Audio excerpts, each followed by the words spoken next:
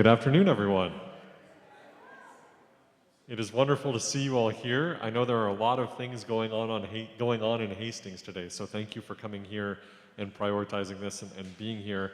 My name is Greg Allen Pickett. I'm one of the pastors here at First Presbyterian Church of Hastings, and I am delighted that this is the second annual Sockleban-Throckmorton Faith and Science Symposium. Here at the Presbyterian Church, we talk about the complementary relationship between faith and science, and we bring in speakers who can also speak to that and have some scientific knowledge or background, but also a faith perspective. And so last year we kicked off this series and it went very well, and so we were excited to do it again this year, and particularly excited that our speaker said yes. And our speaker is not somebody who needs any introduction from me, but Clay Anderson, who is Nebraska's first and only astronaut, and also a graduate of Hastings College. Also was a student of Dr. Sockleban, that this Faith and Science Symposium is named after. And so he was very gracious to agree to come and join us and has been here all weekend. We've gotten a lot of work out of him between Friday and today, and we're very grateful for his willingness to be part of our community and to share his perspectives with us. And you're not here to hear me talk. So without further ado, I'm honored to turn things over to Clay Anderson.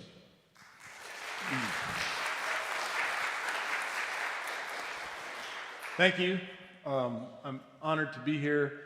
Doc S. is here, and his son Tom is here. And Tom went from here up kind of to here. It's kind of cool to see him again, right? Because we've seen each other since he was little, but I only remember him as the little guy that ran around Sockleban's house when he was a kid, you know, causing trouble and getting in the way of all of us famous physics students that were destroying Dr. Sockleban's light system above his ping pong table. But that's a story for another time. What I want to do today is, I've titled this Gravity, Grace, and the Power of Perseverance. And just so you know, and just to be transparent, that was thank you, ChatGPT. So that's a good thing. But I want to start out, I'm going to do it differently than I did the other day. I talked to Dr. Sockleban, and we needed to talk a little bit about the history of the world. What? It's okay. Oh, wait till you see the next picture coming. So the asteroid there, the big, you know, we call those dirt clods in Nebraska. The asteroid, the biggest one, is about the size of the one that hit the Earth, and I learned this from National Geographic, by the way. It hit the Earth and it hit a sulfur pit, and it caused this big uproar of stuff coming up in the sky, and it blocked the sun. And with no sunlight, then all the plants died, and when all the plants died, all the brontosauruses died, and when all the brontosauruses died, all the T-Rexes died. Everybody died. If they would have had a space program, they'd still be alive today. So Doc S. was telling me about some people and their non-belief that the universe and dinosaurs were around a long time ago. And so the smaller asteroid, though, a cool story, it landed over a city called Chelyabinsk, Russia. Many years ago, you may have heard about it, but it never hit the ground, right? It got into the atmosphere and it heated up so much and got so hot it exploded, and it created a pressure wave that went across the entire city, and it broke windows and shook buildings and caused a lot of adults to soil their underwear. And oh, and now the fun part of the program. So I want to show some different pictures today than I showed Friday, and I want you to tell me what the caption is, okay? Just to get you started, loosen you up a little bit. So here, I'm going to give you this first one for free. Yep, I'm peeing in the water. Okay, this is very astronaut, faith, and science based, right? How about this one?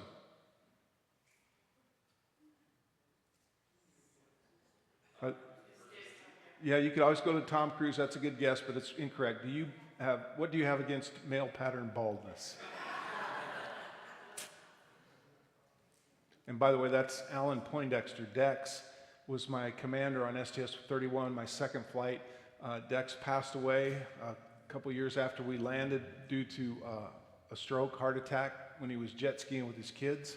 And his father was Admiral Poindexter. So Dex was a cool dude. How about this one? You're close. Take me to your leader is close. It's typical government employee. I I didn't do that, but I was a government employee, so I can make fun of us. How about this one? This is a good one. Yep, Surfing USA, Hang 10, those are all incorrect. Those are good answers, but they're incorrect. Your government tax dollars at work. I think this kind of activity would be canceled by Doge, but I'm not sure. And that's my EVA spacewalking partner, Rick Mastracchio from Connecticut. How about this one? One of my favorites.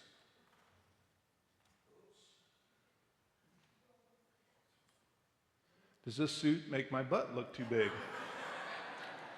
And the answer is yes, absolutely. Because that day I woke up and the first thing I did was put on a diaper. Did you hear that, Isaac? I wore a diaper in that picture. And then after I put my diaper on, I put on long underwear, Patagonia, only the best for our United States astronauts. And then I put on went to the room, walked down the hall, my Patagonia diaper suit, and we sat down and put on our pressure suit that would keep us safe if we when we went into space or came home from space. It has an oxygen bottle attached to it that will give you 10 minutes of oxygen. In Columbia, none of this would have mattered during Columbia. It just wouldn't have. But we have a bottle of oxygen that gives you 10 minutes unless you're scared to death, and then it gives you like 5 because you're right. So kind of cool story there. And the next one, Isaac, you should get this one. Right on the nose is good, but it's incorrect. The answer is, if it's not yellow, it can't be urine, right? Oh, wow, I wasn't expecting this at a Faith and Science Symposium. So it's kind of hard to read those, I apologize, but as an astronaut, we were expected to have a series of things that we would do, that we would represent. And the first one is relationships. We all know how important those are, and those are very important to me in the world of faith and science. We had to do stewardship, and I know the pastor loves that one. Competence, of course, is pretty easy to figure out. You have to be competent when you're flying in a jet at 650 miles per hour, even if you're a kid from Ashland who never got into a jet until he became an astronaut. Personal behavior is an important one to me that not all of my astronaut colleagues honor, but I try to be honest, transparent, straightforward, and do the right thing. Lifelong commitment, I'm not sure about that one, but that's why I'm here, is because I believe my lifelong commitment to pay you back for paying taxpayer dollars for allowing me to be an astronaut and travel into space is for me to tell stories and for me to inspire Isaac and Anna over here and all the people in this audience to do the right thing and to share and to continue pushing the boundaries of space. Teamwork, very obvious, right? We can't do anything by ourselves. I didn't do any of this by myself. I had a lot of help. And then finally, integrity. That's a big one for me. I believe in integrity. I believe in telling the truth. I believe in being open and straightforward with people even when it's hard. And so I hang on that one, and competence and personal behavior very, very highly. So, to everybody in this room, especially the young people, consider this. Anna and Isaac, I'm going to pick on you. You're just like me. You're just like me. That's a kid from Ashland, Nebraska, a town of 1,800 who got to go to space because of the people around him, his parents, his family, his teachers, his coaches, his school, right? And that, by the way, the white things, those are malted milk balls from Iowa State University back when they had the contract for space food. They have that contract no longer because, of course, those do not look at all like malted milk balls. So I talked to Iowa State before I flew, and they said, Clay, what's one of your favorites? I love malted milk balls. Well, we can make you malted milk balls. That ain't them. Malted milk balls are supposed to be what color?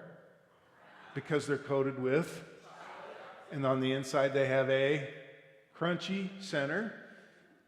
You know what those are made of? How, what? You said it, I think. Oh no, but you're close. Styrofoam is not the correct answer. Soybeans. Soybeans. And there's a rule in space that I don't know if you know that. Whenever you're living on a space station, you open a package of food, you have to consume the entire package. Yeah. Uh-huh. Those are nasty. And Fyodor and Oleg wouldn't eat any of them. I had to eat them all, and it was choking them down. I had 3 more bags. They never got open. So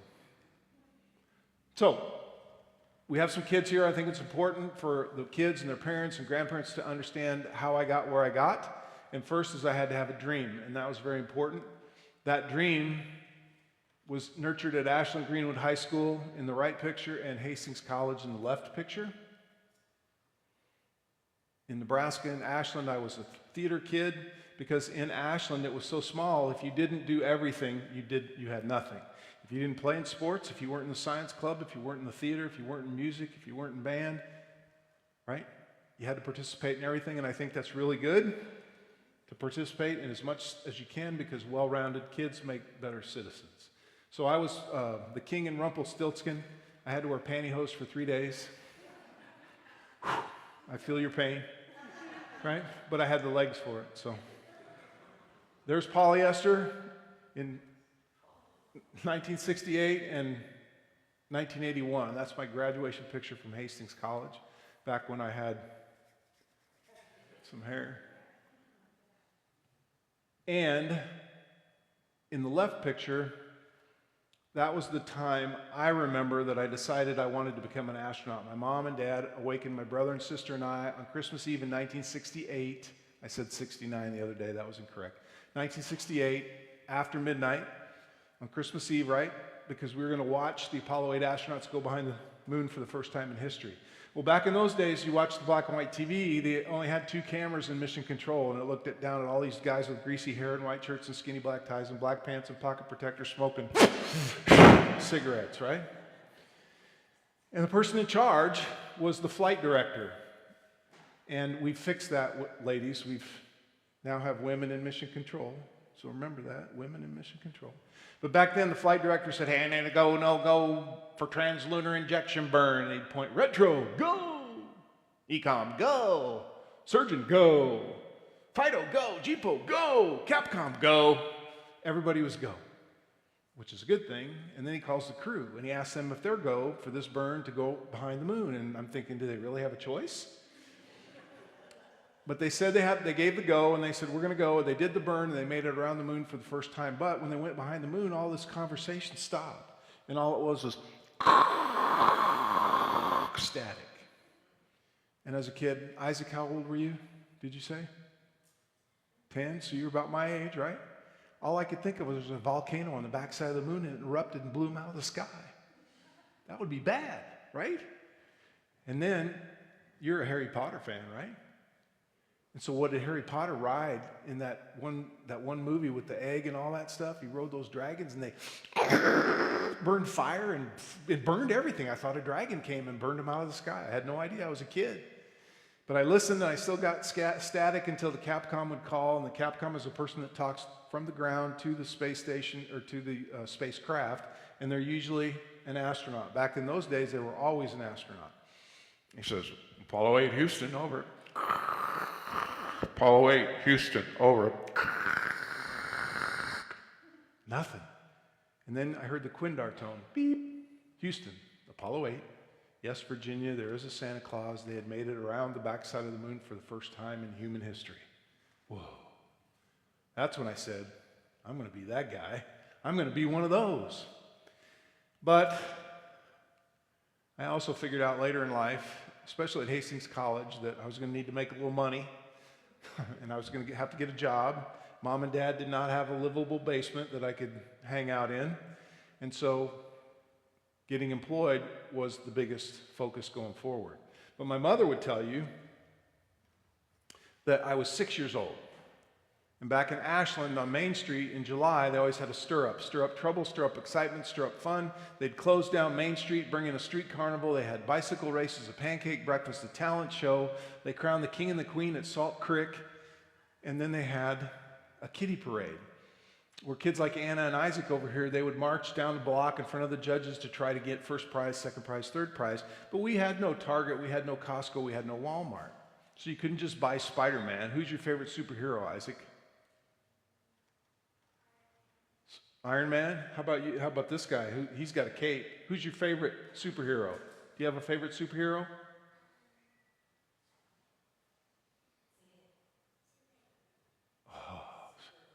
Superman, both good choices, right? But we couldn't buy those costumes, so we had to make them up. So Mom, she went into the closet and got a hat box. She cut a hole for my head, a slot for my eyes, put a pipe cleaner connected to a styrofoam ball, and she wrapped me and the whole thing in aluminum foil so I could march in this parade as a Mercury astronaut. Pretty resourceful, but do you know what happened? I lost. I lost to a girl in a blue gingham dress with a picnic basket on her arm, and what was in the basket? A live puppy. That's cheating. But that's what my mother would tell you, that I was 6 years old and that we would discuss me becoming an astronaut. I don't remember that part, but I do remember the part about watching Mission Control. So there's Mom and Dad in front of Ames, or Hilton Coliseum, but Ames, Iowa, when we got my master's degree in aerospace engineering at Iowa State in 1983. And there's Mom 2 days before liftoff when she came to crew quarters and to the beach house, they call it, which is on the beach near the Cape, south of all the launch pads. And I could bring part of my family. My wife, my son got to come, which was pretty unique because he was only 10, and they typically didn't let kids come unless they were 16, but they had changed the rule to allow the kids to be looked at by a doctor, and if they were deemed healthy, he could come to the party. But my daughter Sutton at age 6 could not come, so that was pretty tough, right? At least I got to throw the baseball with Cole on the beach before launch, and he was scheduled to play in the Little League baseball tournament, and they made it toward the World Series. They didn't get all the way, but he was practicing, and the only way the coach would let him come watch his father launch in space was if he promised to practice while he was at the event. So he and I threw the baseball back and forth on the beach, and my brother videotaped it, and that was one of the toughest days of my whole life, right? When I had to hug him and we had to go inside and tell him goodbye. That's pretty tough. So number 2, you have to persevere. It's important that you know that in 1981, thanks to Dr. Sackelman and a guy from Hastings College named Maynard Huntley, I was able to get an internship at the Johnson Space Center for the summer. 465 people applied, 40 were chosen, that's about 8.5%. And Maynard Huntley was a 1961 graduate of Hastings College. He worked in Building 30 at the Johnson Space Center, one floor below where I would end up working when I took my first full-time job there. And Maynard came to hunt pheasants every fall at Hastings. Well, the fall of '81, he was hunting pheasants with a guy named Gary Musgrave. Does anybody know Gary Musgrave? He was the guidance counselor here at Hastings College. So they're stomping through the cornfields, right, looking for pheasants to jump up, and Gary says, "Hey, Maynard, what do you do?" "Well, I work for NASA." "Oh, you work for NASA?" "Yeah, I do." "Well, do you know that we have a kid here at Hastings College? He loves NASA." "You do? Does he know that we have a NASA summer internship program?" "Well, I don't think he does." "Well, maybe I should send you the information, Gary." And Gary says, "Yeah, I think you should." And so they send all the information. We filled it out. We had to have an interview, and so I do the interview in Dr. Sackelman's office. I'm sitting amongst all the books, all the papers, all the stuff in the old science hall. And Doc S is sitting over in his chair like this, watching and listening, and he's whispering encouragement to me. Tell him this, tell him that. Don't tell him about how you destroyed the shotgun down in the bottom of the chemistry lab." And I got selected. It would turn out then in 1998 that over 2,600 people applied to become United States astronauts. I was fortunate enough to be one of 25, which drops that odd down to 1%. But unfortunately, it took me 15 years and 15 applications to do it. So you have to have a dream, and you have to persevere in the pursuit of that dream, okay? Number 3 is also very important. Oh, that's my rejection letter. Can you believe that? And that letter came in 1996 when I got my first interview in year 13. I didn't get selected. I got rejected again, but I got a letter, which was really nice, that told me I was close but no cigar. And it turns out that this letter is in a lady's book on rejection letters. So somebody's making money off my rejection letter. I do have a copy of the book, and I think I bought it on Amazon for $1. So, ruh-roh. Network issue. Oh, there we go. So number 3, you don't have to be a genius. This is an important one to me because I'm not a genius. I'm not even close. You just have to be a little above average. You can't get C's and D's, right? You need to get A's and B's. More A's than B's is good, but you want to get a combo of those two so you don't be Einstein, you be this Einstein, right? That's closer to Clay than the other guy. And when I went to Iowa State, I had to take a class called Advanced Calculus. And I had gone from a physics curriculum at Hastings College, which is a wonderful curriculum, but it doesn't really prepare you for aerospace engineering. And so I got to Iowa State, had to take advanced calculus. I got into it, and I wasn't very good at it. I was struggling. And the teacher was a grad student, age 28, from UCLA. And I was not doing very well. And I had to figure out how to survive, and I worked every problem in the back of each chapter, every single one. And it's in that yellow engineering paper in a folder that I created that's still in my house in Ashland, much to the chagrin of my wife. But I went to the professor and I said, what do I have to do to get a C on the final for the course? What do I have to do to get a C in the course? And he said, good luck. Nice guy. So I got a D. Never gotten a D in my whole life, ever. So I took the class again in the spring. I had a new professor, but in order to survive, I worked every problem in the back of each chapter, again, independent of the work that I had done in the previous semester. So I worked them all again, and that helped me get an A the second time around. So perseverance, right? And you don't have to be a genius. Number 4, be proud of who you are. Easy for me. I'm the first and only astronaut from the state of Nebraska. I don't know why there aren't more. I do know that when you're on the astronaut selection committee, they tend to select people like themselves. So when you come from MIT, you look for people from MIT. When you come from Purdue, you look for people from Purdue. When you come from Caltech, you look for people from Caltech. When you have a PhD, you look for PhDs. When you come from Hastings College, people go, where's that? And I was never asked in my whole 15-year career as an astronaut to be part of the selection committee. Now, would I have done the same thing and looked for somebody like me? Probably. But I'm hoping that one day they will have another Nebraska astronaut. So when you look at that picture and you see me coming out from the inside of the space station truss, I don't remember what spacewalk it was, but I wore a big red N on my cuff checklist every spacewalk I did. And the cuff checklist is what you go to if you have an issue. You flip through and you find the tab that says carbon dioxide high. Flip to that. Oh, I got to do this, I got to do that, I got to do that.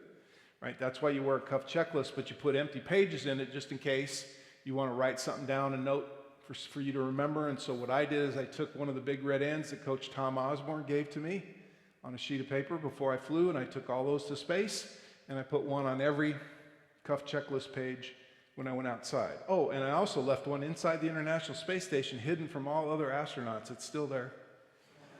And I will unveil its location when the time is right. And have a little fun, right? I don't believe in having fun at all. That's Rick Mastracchio's foot, that's my head, and I'm in a cargo bay of the Space Shuttle Discovery in our pre-flight checkout. So he pushed me down pretty hard. Come on. There we go. So, that's the kids and the wife. Cole's 14 in that picture, Sutton is 10, and Sue's 29. And the guy that signed the football helmet, his name was like Bob Pelgrim or something like that. Bob Pelgrim. Do you remember that name? Football coach at Nebraska. Oh, Bo Pelini. Oh, yeah, that was his name. So now this should be the, if it works, come on. Come on. There we go.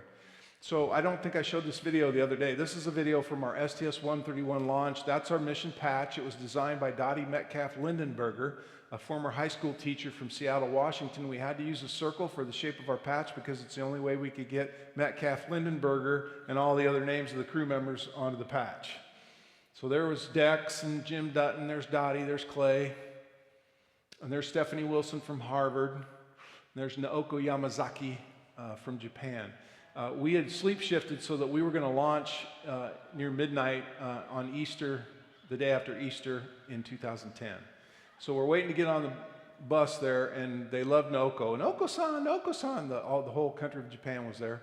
We go out to the pad, and we wave up to the guys in the cockpit who are getting it ready. There's Dex, Dottie's in the middle, Rick's in the back, and Jim's on the left. Dutton, you can't see him. We rolled back the white room, and that's Dex's window. You can turn up the volume now. The 3 main engines come on 6 seconds prior to liftoff and come up to full power. At T-minus 0, the solid rocket motor's light, and everybody's going somewhere. Hopefully where we're going is where we want to go. But now listen for the rookies.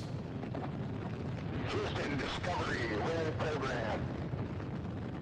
Veteran Commander. Discovery. Veteran Capcom. Mach 2. 60,000 feet. Oh, geez. How about that, huh? That's crazy. There's a power behind it. Yeah. Oh, this is crazy. Those are rookies. The two solids go for 2 minutes and 5 seconds. Then they blast off the side with explosives and parachute down to the Atlantic. The 3 main engines burn for 8 minutes and 31 seconds.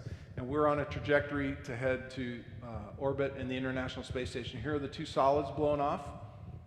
And they have video cameras on them to look at the shuttle tiles on the back. And there they're falling away, and we just keep going. And that's an arc of our trajectory, probably about 3 minutes in. And the guy was drinking a Corona Light. So, to look out at this kind of creation out here and not believe in God is not possible. Those are the words of John Glenn. John Glenn flew as a Mercury astronaut in the very beginning, but he also flew again at age 77 on the space shuttle. I got to meet him. I was sitting in church just like this. I was sitting in the next to the back row that week, and all of a sudden there was a big commotion behind me, and my wife and I turned around, and there was Annie Glenn and John Glenn sitting right behind me, and I'd just been selected to be a baby astronaut. Well, that's kind of cool for a baby astronaut at Webster Presbyterian, the Church of the Astronauts in Texas, to sit down and turn around and see and meet John Glenn for the first time. I would end up riding in my first parade in Houston because of John Glenn and his mission into space and his safe return. That was kind of cool, but to say that we were elders and deacons in the same church, I'm pretty proud of that. So, do you want to go there? Do you? What do you think, Isaac? You want to go there? You know where that is? You want to guess? Take a guess. Yeah, boy. That's Mars. You want to go there? Or you want to go here? Oh, Niagara Falls. Oh, the Great Salt Lake.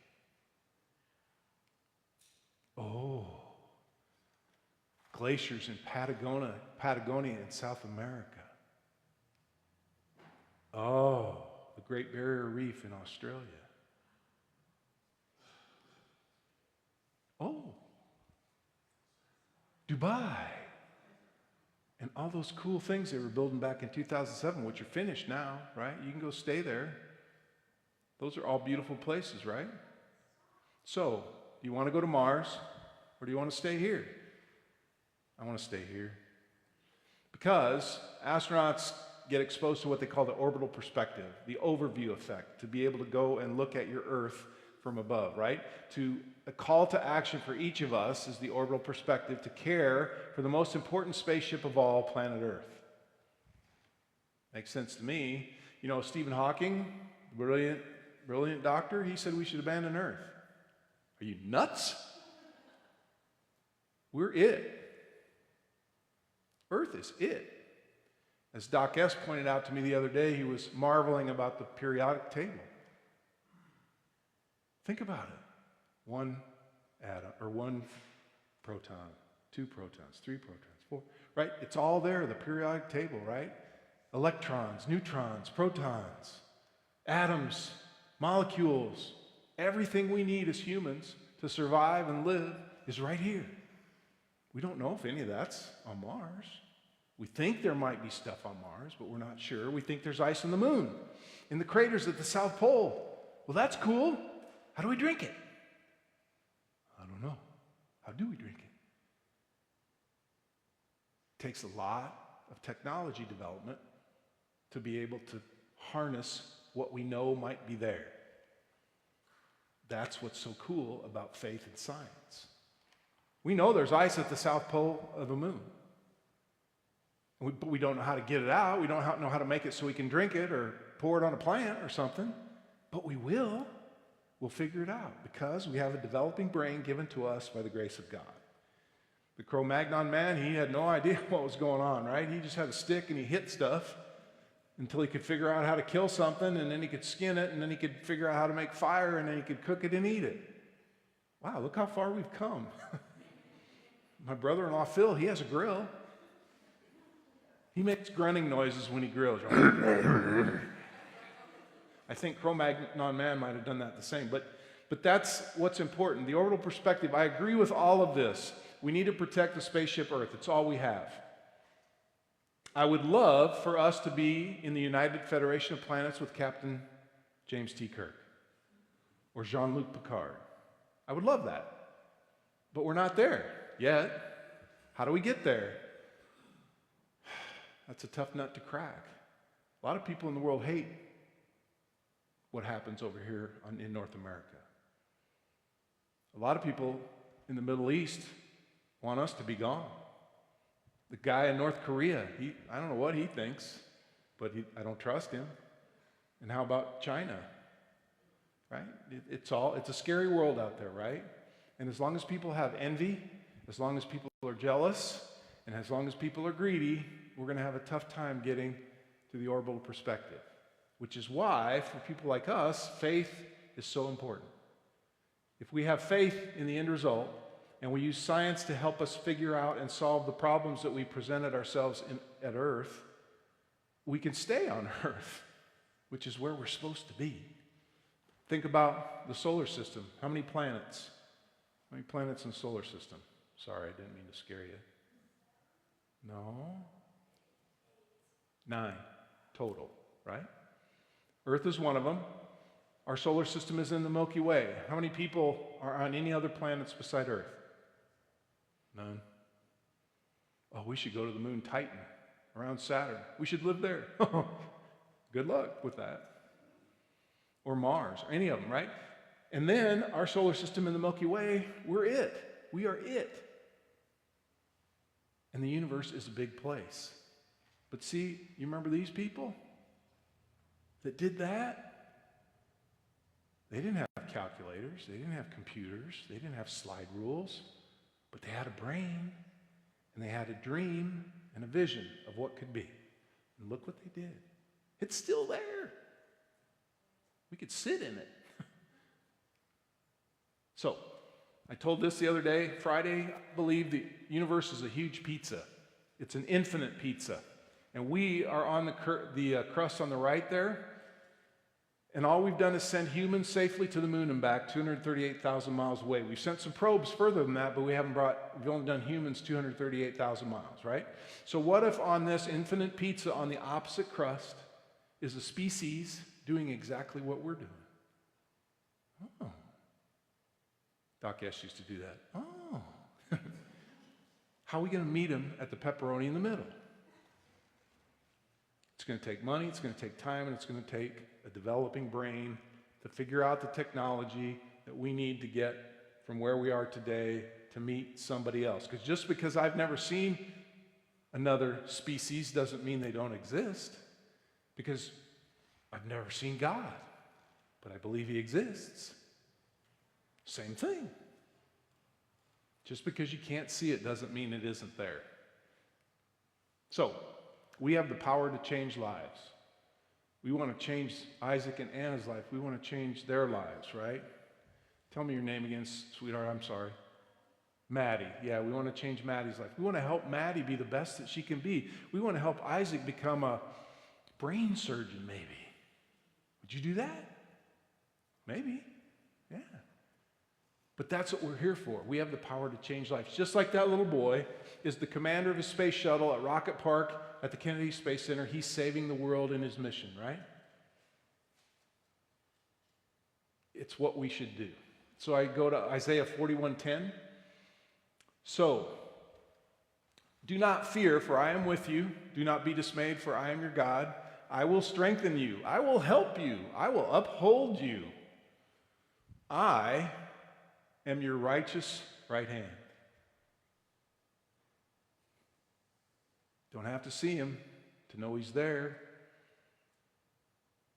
And we have a brain to solve the scientific problems that we need to solve to be able to make pollution less, to figure out ways to create power for all people on the earth. It's all right there for us. So, why are you snickering, man? So people ask, what was it like to be an astronaut and live and work in space? I was Superman every day. I flew to breakfast. Then I flew to work. If I needed a break, I flew into the bathroom, and I flew while I was going to the bathroom. I was faster than the speeding bullet, 17,500 miles per hour, 5 miles every single second. Didn't take long to go from Lincoln to Omaha in outer space, about 12 seconds. I was more powerful than a locomotive. I could lift anything with one hand. I was able to leap tall buildings in a single bound because none of them were high enough to be at 230 miles. And I stood for truth, justice, and the American way. So what I want to do now is I want to let you guys ask me a few questions, and then I want to end with one story for you if you'll let me do that. So if you have any questions, comments, or cheap shots, now's the time. And if you don't, that's okay too.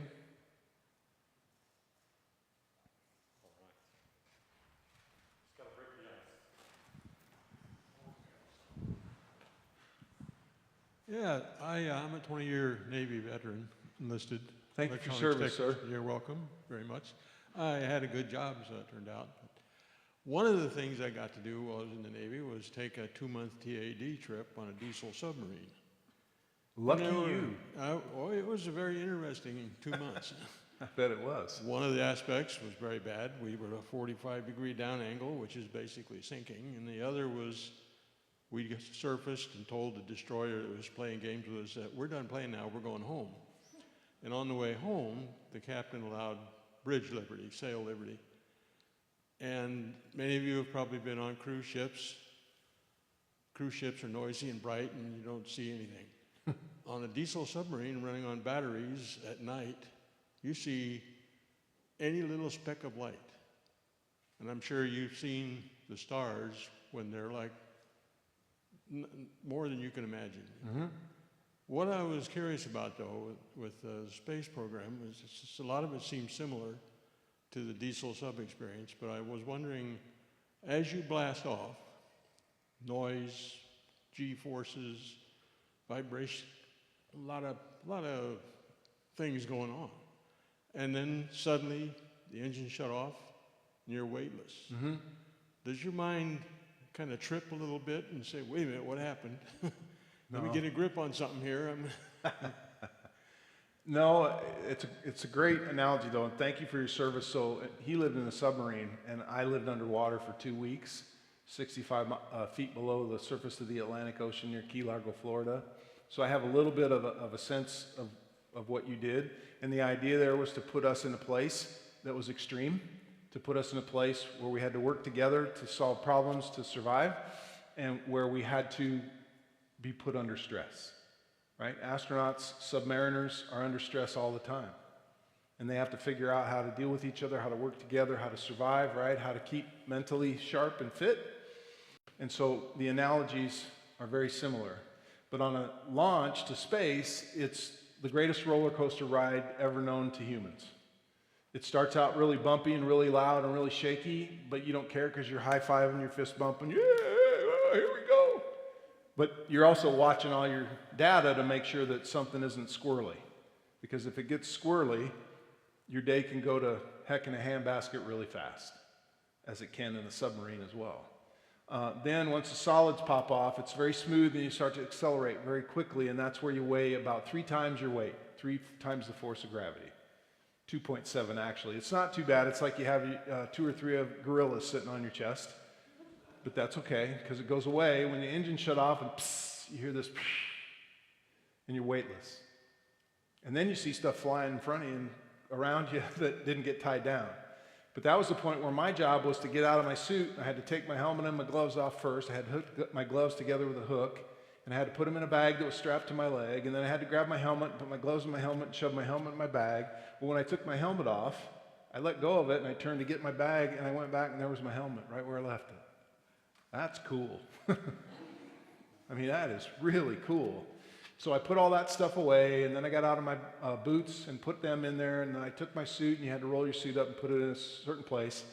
And then I had to go to the bathroom, because that was my job, was to go turn on the bathroom, turn on the kitchen, which isn't much of a kitchen, then to go to the bathroom and empty my bladder, because if astronauts are in weightless environment, their bladder doesn't work anymore, and the sensors that say, hey, it's time to pee, your bladder's full, they don't know it's full because everything's weightless, right? And so if you don't go to the bathroom, your bladder keeps filling and filling and filling and filling, and then you have very big issues. So that was my first job. I went to the bathroom, put my clothes on, shorts and a shirt, and came back out to help everybody else, because at that time, a crew of 7, 5 of them were puking their brains out. And I was not, and one other guy was not, and so we did all the work we could do and had to do to get everything ready while those guys were yakking chunks, which makes you pretty invaluable as a crew member. Yes? I gotta ask, so do you have like a time clock for bathroom schedule? Oh, no, no, How no. does this work? Bathrooming is, there's one bathroom on the shuttle. There are 2 bathrooms now on the space station. We had 1 bathroom when I lived on the space station, but toilet ops are toilet ops, right? You have to wait until the toilet's available, and it had a couple Venetian blinds you covered over. And my story about my first time in space, the only time I was scared was the first time I had to do number 2 in the Space Shuttle Atlantis. I went in there, I closed the Venetian blinds, I looked at the cue card, and I followed every step religiously. I read it 3 or 4 times. I did everything it said, check, double check, triple check, right? And when everything was done, I was successful. I was very excited. I was very happy because I was very scared. But the one thing I learned was every time I went to the bathroom from that first day to the rest of my career, I took off all my clothes every time I went to the bathroom, because when you're in a weightless environment and you're trying to do bathroom ops and this happens, it's very disconcerting, right? But we just waited our turn. I remember floating in the bathroom one time, and every crew member has a color. And your color is where you have a grommet in your color, and you stick your washcloth, and you stick your towel, and you stick your stuff. And I remember going in there and looking, and in weightlessness, all those towels that are in the grommet, you have to kind of go like you're in the jungle to fly in back to the toilet. And one of them was just covered in brown stuff. Oh, that made me really nervous. Turns out it was makeup. But man, was I scared for a while. Oh, no! Right? Anybody else? There's one way in the back. Well, first I was just going to share something that was so cool. Do you know we got to interview Clay live during the evening news? That was so fun. And then Seth was asking you all sorts of questions, my old co-anchor Seth Denny. And then he made some joke like, is the government, like, who's paying for this phone bill? This must be very expensive. That was so cool. Did you have a Hastings College pennant with you, I feel like, and you had a big N on, and that was so amazing that you were able to share your story with us live on the air. That was one of the cool things to do. We did one with Sharon Bell Brooks is here today, and Sharon, NET made a documentary called Homemade Astronaut, and you can watch it for free now on the internet. You just have to Google Homemade Astronaut, and you'll find it. And one of the scenes in that was I was in space, and there were people at Hastings College in the Gray Center, maybe? Is that where you were? Well, I couldn't see any of them. They could all see me, but I couldn't see them, right? And so the way the story goes, and I wouldn't learn this until I watched the documentary when I came back from space, but Sharon has my mom, Alice, come up to the microphone. And, you know, since I can't see anybody, right, typically, hey, this is Joe Bob, and well, she brings my mom up and she says, tell him who you are. And my mom says, he knows who I am.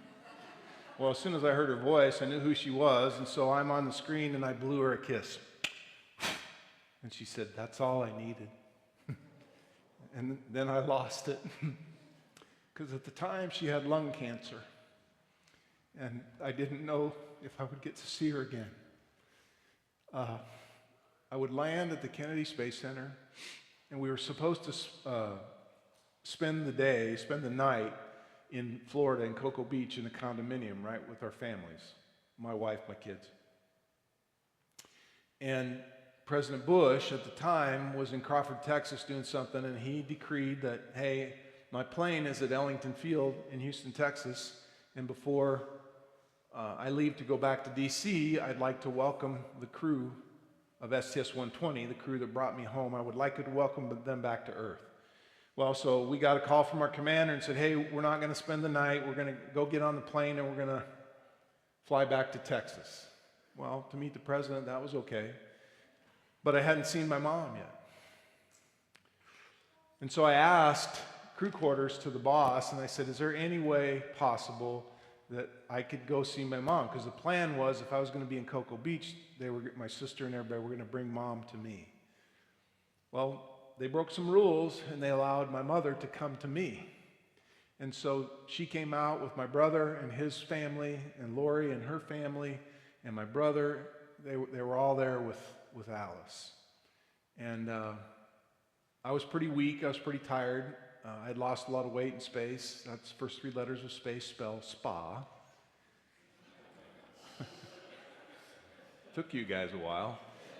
So I had lost about 12 pounds, and I was sitting there and I was pretty exhausted. I was in my flight suit and I had a monitor on because I was part of an experiment to measure how my body was performing blood pressure-wise with my heart, my brain, and my circulation system. But I got to see mom and touch mom and show her that I was real again, because that's what she needed. She needed to hold me, to touch me, to know that I was real. She died 3 weeks later.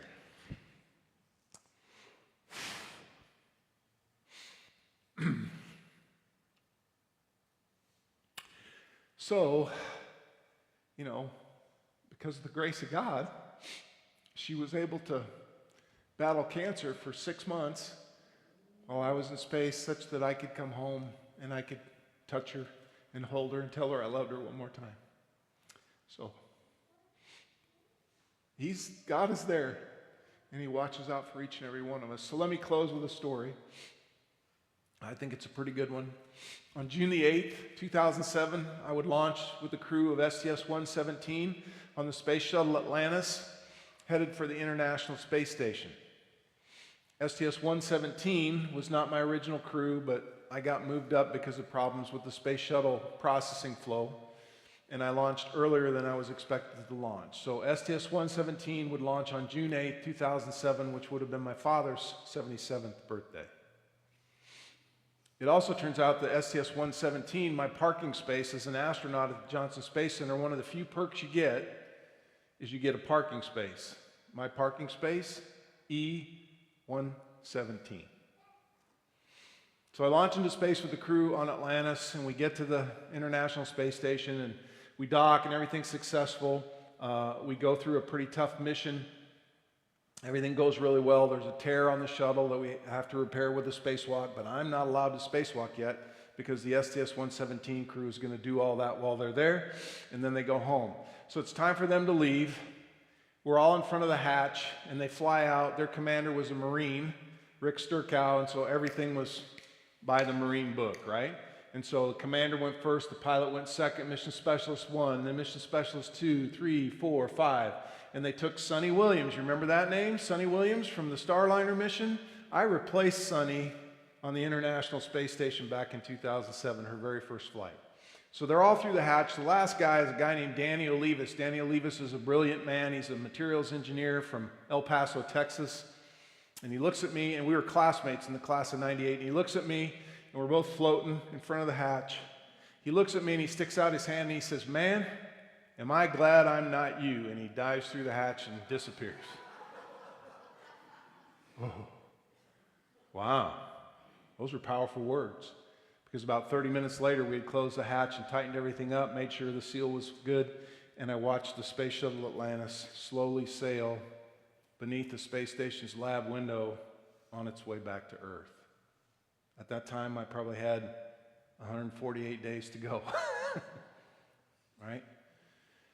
But everything went well, and then STS-117 was supposed to land at the Kennedy Space Center, but there was weather problems at the Kennedy Space Center, so they landed in California at Edwards Air Force Base. And when you do that, you have to get the shuttle back to Florida for reprocessing for its next flight. So those guys landed that night, then the next day they picked the shuttle up and they put it on top of a 747 called the Shuttle Carrier Aircraft, and they were going to fly it back across country back to Florida. Well, in order to do that, you do two legs. And you look for weather patterns, you look for traffic patterns to make sure that you're not going through weather, that you're not going through an area of high traffic airspace. And so you break it into two legs. So they flew from Edwards Air Force Base in California to Offutt Air Force Base in Omaha, Nebraska. And whenever they do that, they take a big 2-mile arc and they fly the shuttle in two big circles so that everybody can see that vehicle and the amount of engineering and technology and science that has gone into what just went to space.